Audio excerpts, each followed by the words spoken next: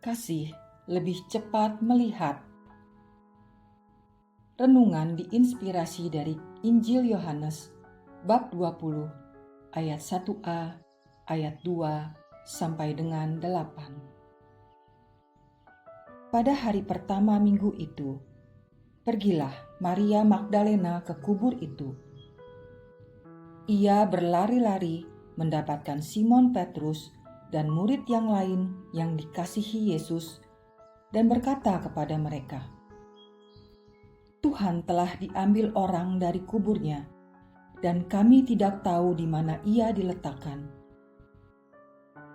Lalu berangkatlah Petrus dan murid yang lain itu ke kubur.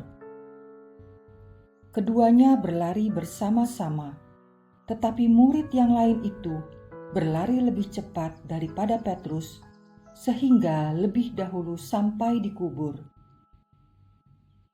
Ia menjenguk ke dalam dan melihat kain kafan terletak di situ.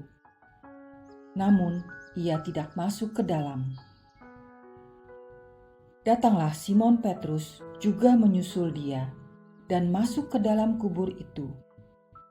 Ia melihat kain kafan terletak di situ, sedangkan kain peluh yang tadinya ada di kepala Yesus tidak terletak dekat kain kafan itu, tetapi terlipat tersendiri di tempat yang lain. Sesudah itu, masuklah juga murid yang lain, yang lebih dahulu sampai di kubur itu, dan ia melihatnya dan percaya. Demikianlah sabda Tuhan. Terpujilah Kristus. Injil hari ini mengisahkan Maria Magdalena yang mengabarkan mengenai apa yang ia saksikan di makam Yesus kepada Petrus dan murid yang dikasihi Yesus. Kedua murid itu berlari bersama menuju makam, namun murid yang dikasihi Yesus sampai lebih dulu.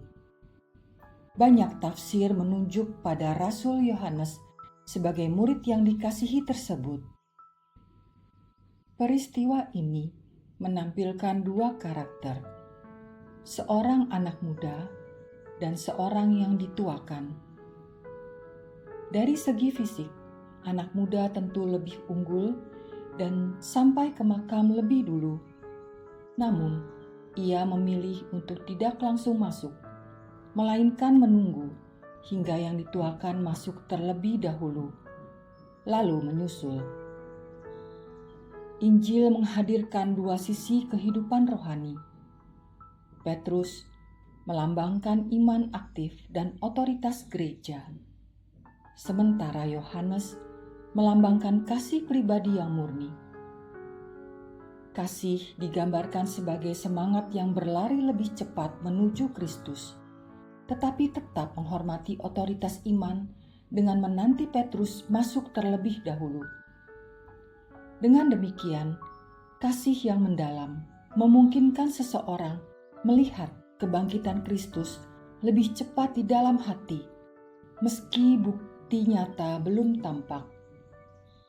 Namun kasih tetap berjalan selaras dengan iman dan struktur gereja. Saat masih menjadi suster Loreto, Bunda Teresa sedang naik kereta untuk retret di Darjeeling. Dalam perjalanan itu, ia mendapat dorongan kuat untuk melayani orang-orang miskin di Kalkuta. Kasih membuatnya melihat dengan jelas penderitaan orang miskin di Kalkuta. Panggilan itu membuatnya mengajukan diri untuk keluar dari biara. Seperti Yohanes yang menunggu Petrus, Bunda Teresa pun menunggu otoritas gereja. Bunda Teresa tidak bergerak sebelum mendapatkan persetujuan gereja. Ia menunggu setahun penuh sebelum diizinkan keluar dari biara dan memulai misinya. Setelah gereja memberi izin, barulah Bunda Teresa melangkah masuk pada panggilan Kristus. Dan dari situ lahirlah Missionaries of Charity. Kasih membuatnya melihat Kristus lebih cepat, dan ketaatan membuatnya menunggu lebih dulu, kemudian melangkah menuju panggilan hidupnya. Marilah kita belajar kasih seperti Santo Yohanes dan Bunda Teresa. Perbuatan kasih akan memungkinkan kita melihat misi hidup kita dan menjadi pribadi yang setia. Marilah berdoa. Tuhan Yesus, mampukan kami agar dapat mengasihi dan setia kepadamu. Bukakan mata batin kami untuk dapat mengenali kehadiran-Mu yang mendampingi kami. Curahkan kami dengan Roh Kudus-Mu, sehingga kami mampu mengasihi tanpa syarat. Santo Yohanes, doakanlah kami. Bunda Teresa, doakanlah kami. Amin.